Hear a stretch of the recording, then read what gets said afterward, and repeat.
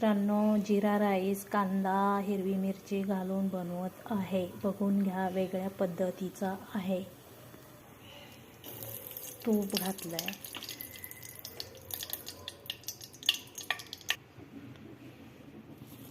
जीरा, हिरवी मिरची,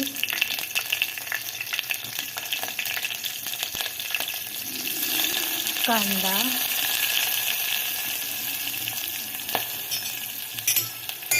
हे आता थोडा वेळ परतून घ्यायचं आहे.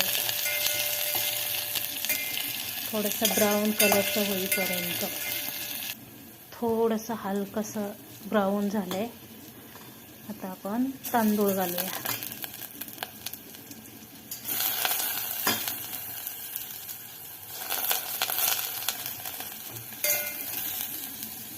तांदूळ आपण परतून घेऊया.